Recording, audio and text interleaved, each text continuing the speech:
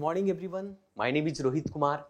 Current affair को देखेंगे जो द हिंदू और इंडियन एक्सप्रेस से लिया गया है। द हिंदू की प्रमुख न्यूज को हमने करंट अफेयर के माध्यम से आपको हम यहाँ पर लाए ताकि आपकी प्रीलिम्स बेहतर तरीके से हो। तो ये प्रमुख 3, 4, 5 जो सबसे प्रमुख द हिंदू का है उसी पर हम चर्चा करेंगे और उसे आपको ध्यान से समझने की जरूरत है। हम साथ साथ में ये भी हम बताएंगे कि प्रीलिम्स में ये प्रश्न कैसे बनता है ना। तो शुरू करते हैं आज की सबसे प्रमुख जो सबसे इंपॉर्टेंट अगर आपकी खबर जो है, न्यूज जो है, डिजिटल रूपीज से आया है। डिजिटल रूपीज के बारे में आप सभी जानते हैं, जैसा कि आप सभी को पता है कि रिजर्व बैंक ऑफ इंडिया ने क्रिप्टो करेंसी की समस्या के समाधान के लिए भारत में डिजिटल रूपीज का कॉन्सेप्ट लाया।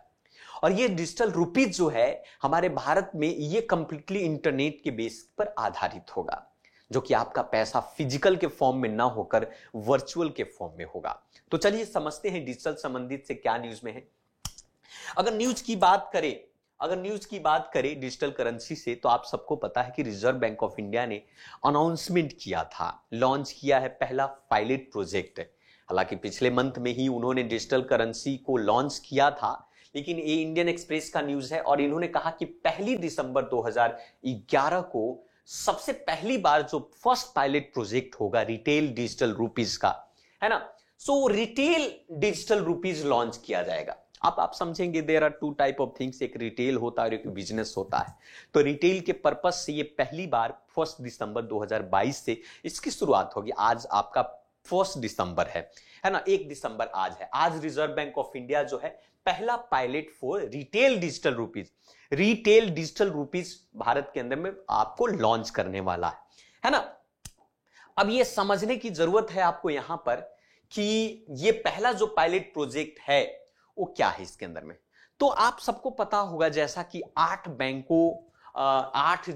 बैंक्स के माध्यम से वो आइडेंटिफाई किया गया था कि 8 banks have been identified for phase wise participation of this pilot. जो पायलट प्रोजेक्ट चलाया गया है डिजिटल रूपीज को लेकर, उसमें 8 बैंक शामिल हैं और फेज वाइज जो है सभी बैंक से शुरुआत होगी। तो पहला जो फेज होगा उसकी शुरुआत 4 बैंकों के साथ होगा। 4 बैंक को यह मौका दिया जाएगा कि वो डिजिटल करेंसी का प्रयोग इस देश के अंदर में रिटेलर पद्धति के लिए करें, है ना। तो पहला फेज के अंदर में जो बैंक होंगे वो स्टेट बैंक ऑफ इंडिया होगा, आपका आईसीआईसीआई बैंक होगा, यस बैंक है आपका, आईडीएफसी है। ये first bank in the 4 cities across the country. Bharat देश के अंदर में ये 4 प्रमुख बैंक जो होंगे डिजिटल करेंसी का प्रयोग करेंगे, है ना। 4 जो मोर बैंक हैं, दूसरा जो 4 अलग बैंक है, जैसे बैंक ऑफ बड़ौदा है, यूनियन बैंक ऑफ इंडिया है, एचडीएफसी है और आपका कोटक महिंद्रा बैंक है। ये आपको आने वाली जो सब्सिक्वेंटली जो आने वाले पायलट प्रोजेक्ट हैं उसमें ये शामिल होंगे। तो 2 फेज के फॉर्म में ये पायलट प्रोजेक्ट चलाए जा रहे हैं। पहला में ये 4 बैंक होंगे और आने वाले सेकेंड फेज जो होगा उसमें आपकी ये 4 बैंक होगा। और इस डिजिटल इंडिया प्रोग्राम या आप कह सकते हैं डिजिटल करेंसी का प्रयोग यहां पर किया जाएगा। अब थोड़ी सी बात करते हैं डिजिटल रूपीज की बात करते हैं। डिजिटल रूपीज जो है ये pilot would be initially cover 4 city. इन 4 शहरों में सबसे पहले डिजिटल रुपया का प्रयोग किया जाएगा। डिजिटल करेंसी पिछले महीने में हम लोगों ने काफी चर्चा की थी, इस पर काफी वीडियो बना हुआ है। आप डिजिटल करेंसी से रिलेटेड इन डेप्थ में जाकर वीडियो को देखें। वहां पर आप साथ में हमने डिजिटल करेंसी से रिलेटेड हमने आर्टिकल भी मेंशन किया हुआ है। आप जाइए प्लेलिस्ट के बॉक्स में, वहां पर देखें, डिजिटल रूपी से संबंधित सारी इंफॉर्मेशन वहां पर दिया हुआ है ना। तो 4 जो शहर चुने गए हैं डिजिटल रूपीज की शुरुआत करने के लिए, ये मुंबई है, न्यू दिल्ली है दूसरा, बेंगलुरु और आपका भुवनेश्वर है। बाद में इसको एक्सटेंड किया जाएगा अहमदाबाद, गैंगटोक, गुवाहाटी में, हैदराबाद, इंदौर, कोची, लखनऊ, पटना और शिमला में, है ना। मुख्य रूप से अभी 4 आपकी जो प्रमुख मेगा सिटी जिसको कह सकते हैं उनमें चलाया जा रहा है।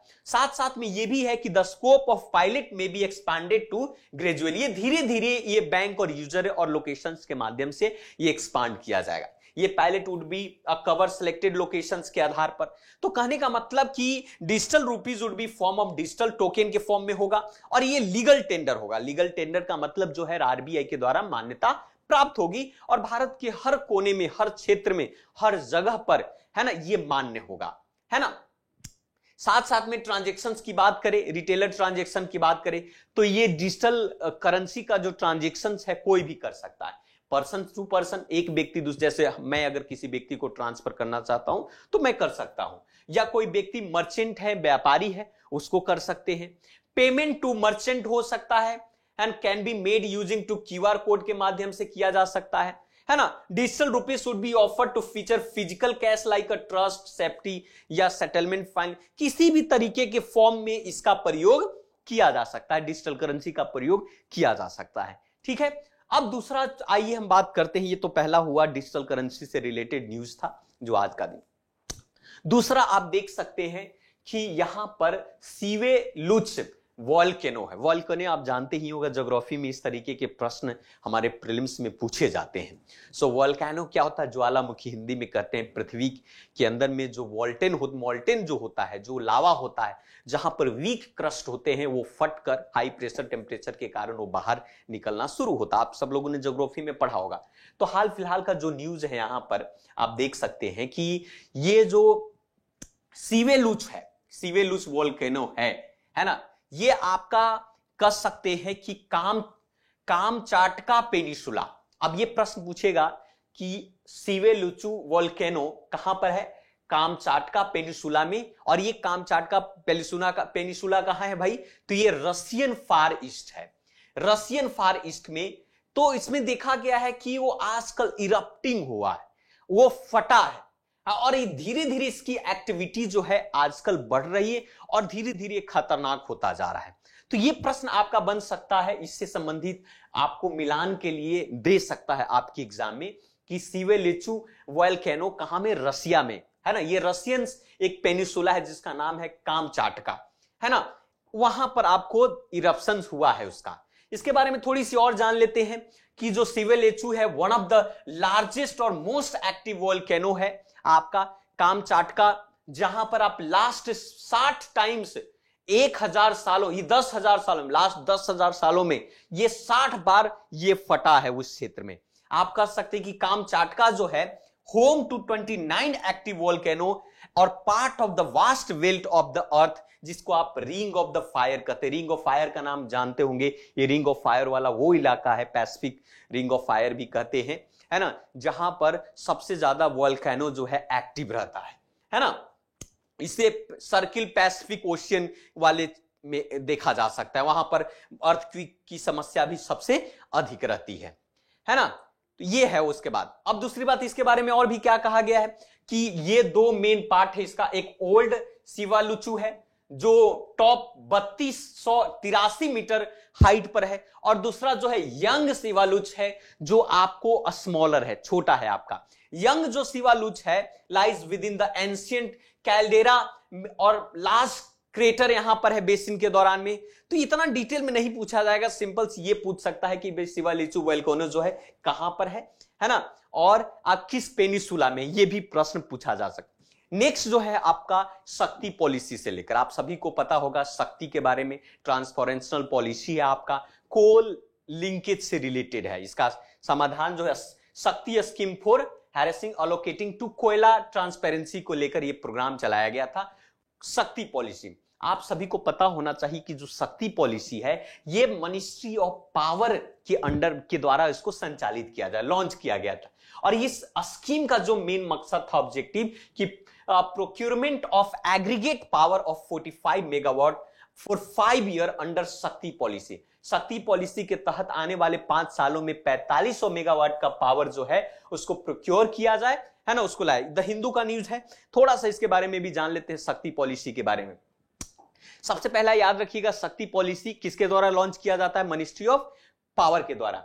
अब ये स्कीम हेल्प करता है state that facing a power shortage and helping generation of plant और इंक्रीज द कैपेसिटी। इस स्कीम के माध्यम से ये समस्या का समाधान करता है, जिस राज्यों में पावर की कमी है ना, तो वहां मदद करता है कि भाई पावर प्लांट में कैसे उस शॉर्टेज को बढ़ाया जाए या ये शॉर्टेज को घटाया जाए, या फिर ये कह सकते हैं कि पावर जनरेशन और अधिक कैसे किया जाए। ठीक है, तो इन सभी चीजों पर तो ये कह सकते हैं कि भाई 4500 मेगावाट इलेक्ट्रिसिटी सिटी को जनरेट करने और सप्लाई करने के लिए इस प्रोग्राम को चलाया गया था।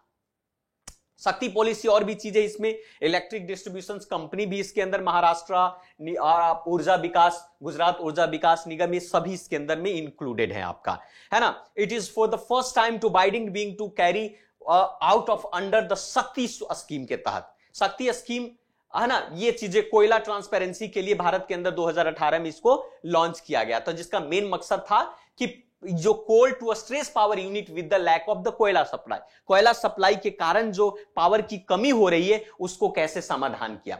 लास्ट नेक्स्ट जो है हीट वेव से रिलेटेड, हीट वेव से रिलेटेड ये है कि ये न्यूज इसलिए इसमें आपको आया है कि 160 से लेकर 200 million Indian could be expose to lethal heat waves annually. World Bank का रिपोर्ट है कि 160 से लेकर 200 मिलियन भारतीय जो हैं आपको लेथल हीट वेव से एनुअली जो है काफी प्रभावित हुए हैं, या कह सकते हैं एक्सपोज हुए। तो कैसे भाई, इसके बारे में थोड़ी जान लेते हैं। ये क्या कहता है, ये कहता है कि 2030 तक, फ्रॉम 2030 160 मिलियन से ये बढ़कर 200 मिलियन हो जाएगा, और ये लोग जो है लेथल हीट वेव से हर साल प्रभावित होते हैं। नियरली 34 मिलियन इंडियन जो है फेस अपना जॉब खो देते हैं, loss due to heat stress related to productivity के कारण। 2037 तक ये डिमांड और भी बढ़ जाएगा। तो कहने का मतलब जिस प्रकार से ग्लोबल वार्मिंग हो रही है, जिस प्रकार से ग्रीन हाउस गैसेज हो रहे हैं, जिस प्रकार से ग्रीन हाउस गैस इमिशंस हो रहा है,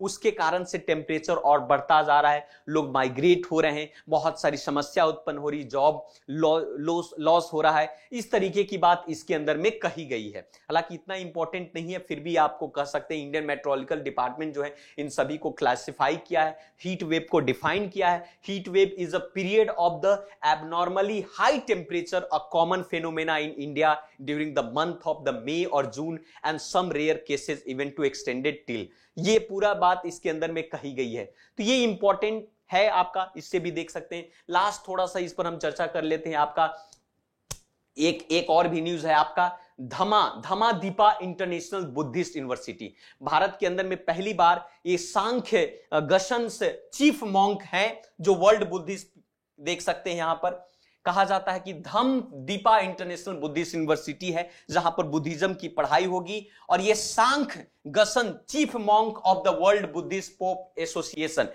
जो साउथ कोरिया में है, तो साउथ कोरिया के जो वर्ल्ड बुद्धिस्ट पोप एसोसिएशन है उसके जो चीफ मॉन्क हैं जिनका नाम है साक्य गशन, है ना। ये साक्य गशन क्या करेंगे, विल बी ले अ फाउंडेशन स्टोन देंगे, एक तरीके से शुरुआत करेंगे, नींव डालेंगे इंटरनेशनल बुद्धिस्ट यूनिवर्सिटी का। और ये क्या होगा, मन्नू बंकुल साबरूम साउथ आपका त्रिपुरा डिस्ट्रिक्ट ऑफ नवंबर 2029, ये 29 नवंबर को उन्होंने फाउंडेशन दिया। और ये भारत के अंदर में पहली यूनिवर्सिटी होगी जहां पर बुद्धिज्म की पढ़ाई किया जाएगा। So Dhamma Dipa international Buddhist university जो होगा is expected to become the first Buddhist run university in India to offer a Buddhist education along with the course of other discipline और मॉडर्न एजुकेशन। सो ये important हो सकता है आपके exam के लिए। तो ये दो इंडियन एक्सप्रेस और हिंदू के सबसे प्रमुख आपके न्यूज थे जो कि हमने आपको बताया। तो आज के लिए इतना ही रखते हैं, मिलते हैं फिर से दूसरे वीडियो में। Thank you very much. आप इस चैनल पर बने रहें और वीडियो को आप इस चैनल को सब्सक्राइब भी करें। Thank you.